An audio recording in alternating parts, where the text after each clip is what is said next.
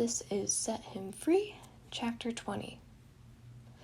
A maze of hallways greeted the thief as he was brought to the dungeon. Elric, who Virgil had personally come to hate, escorted him through the castle, though escorting was putting it nicely. Every few feet, the guard would shove Virgil forward, ordering him to move faster as he stumbled. One time, Virgil couldn't right himself fast enough, and he helplessly collapsed to the floor.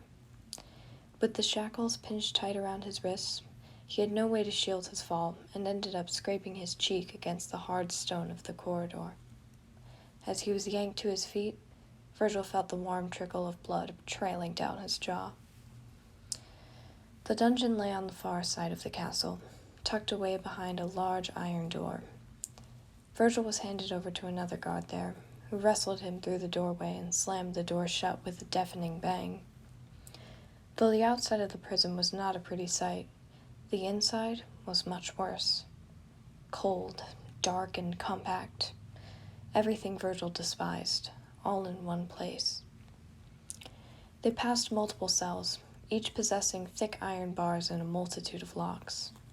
At the end of the corridor lay the smallest of the already cramped spaces, and Virgil's stomach dropped as he realized that was where he was going to be detained.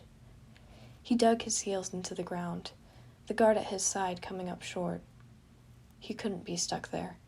It was too small, too tight.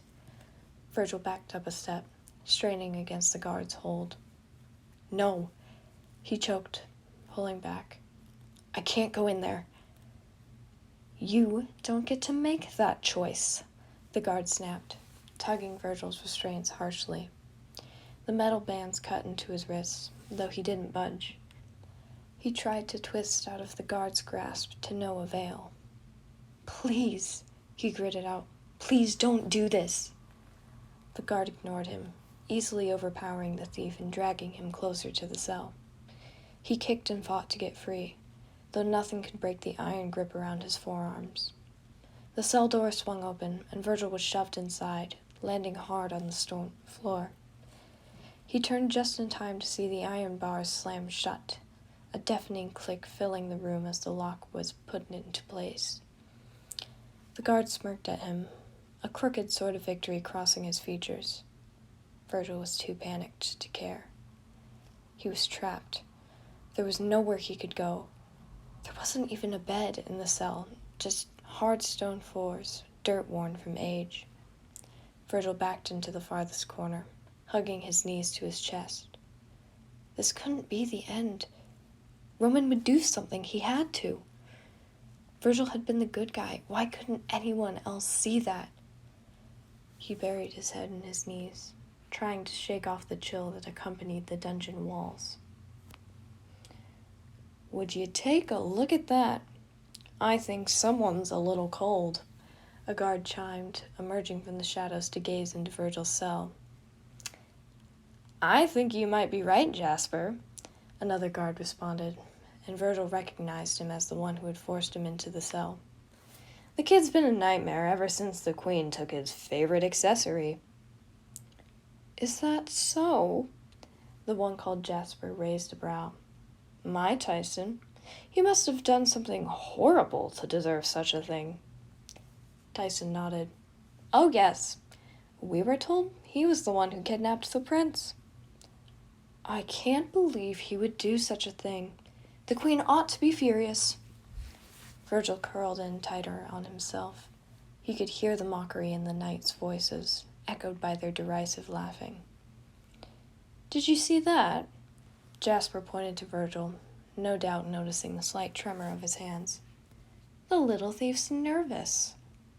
"He should be, especially with everything the Queen's going to do to him." Virgil glanced up at this, his eyes wide as saucers. He reached for the hem of his cloak, something he always used to calm his worry, though his fingertips brushed against air. Right. The royals had taken everything he held dear, just like Janice had said. Virgil cursed himself for not heeding the inventor's warnings. "First, she'll take away all your food and water," Tyson continued. She'll order us to leave you like that until you can barely stand. Virgil felt sick to his stomach. He gripped at the edges of his sleeves, pressing deeper into the corner despite the feeling of cold stone on his back.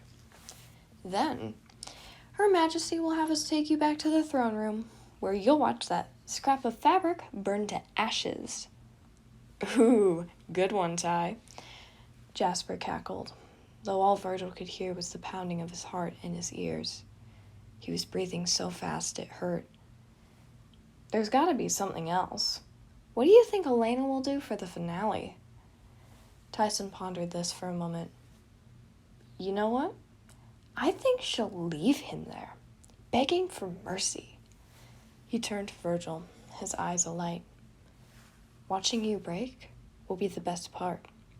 It's always the spirited ones that cry out the loudest as they die. No, Virgil breathed, clutching desperately at his sleeves. Are you denying a top knight? Such disrespect will only earn you more suffering. Virgil's breaths were ragged, coming in short bursts. That's not... Stop, just stop. His guilt is taking over. No, stop it, stop. He pulled at his hair, hiding his head in his knees. They were lying. That couldn't happen. Queen Elena wouldn't go that far. Not when she had no evidence other than a forged note. Virgil squeezed his eyes shut, wincing at the thoughts swarming his mind. He was never going to get out of here. They were going to let him crumble. They were going to savor it, and he wasn't going to be able to do anything. Virgil gripped his forearms, holding tighter until his nails sunk in. He barely felt the pain. All he could hear was the guards' echoing laughter. Oh, is the thief gonna cry? Guess he can't take the life of a criminal anymore. We should have known, Jasper grinned. He's nothing but a wretched little failure. Stop it, Virgil cried. Leave me alone. Look at that. He's already falling apart. Such a shame. No, Virgil muttered to himself. There was nowhere else to go in the too small cell, and the chill of the walls seeped into his skin. Please, he whispered, pressing the heels of his palms to his eyes. Don't. Tyson stepped closer to the barred door at this, teeth glowing white with his crooked smile. Oh, don't you wish I would? He was cut off as the dungeon entrance swung open, followed by stomping footsteps. The guard instantly paled, looking to his friend in fear. They both swapped a look of alarm and flinched as a shout cut through the hall. Jasper, Tyson, get away from him this instant.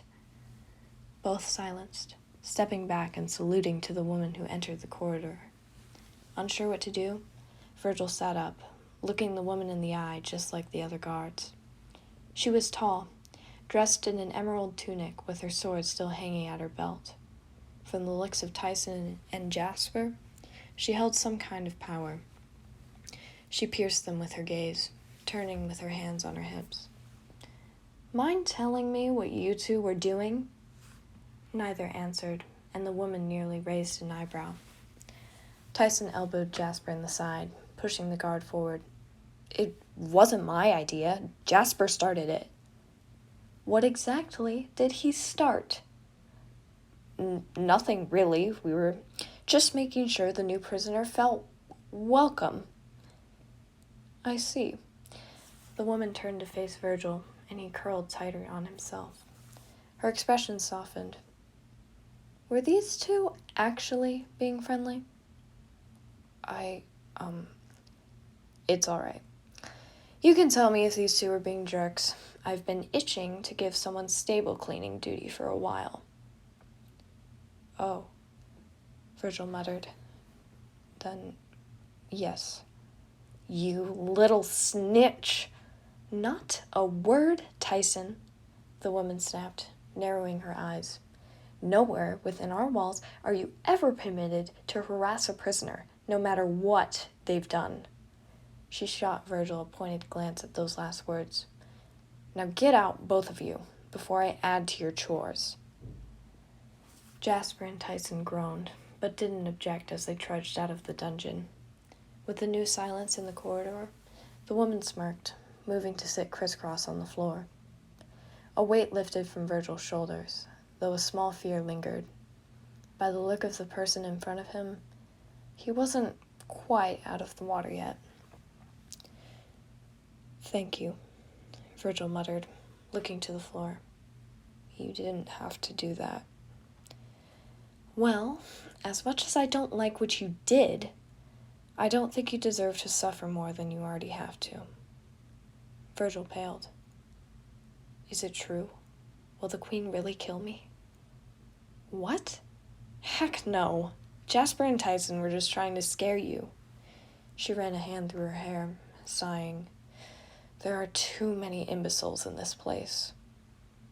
"Tell me about it." The woman chuckled, holding out a hand through the bars.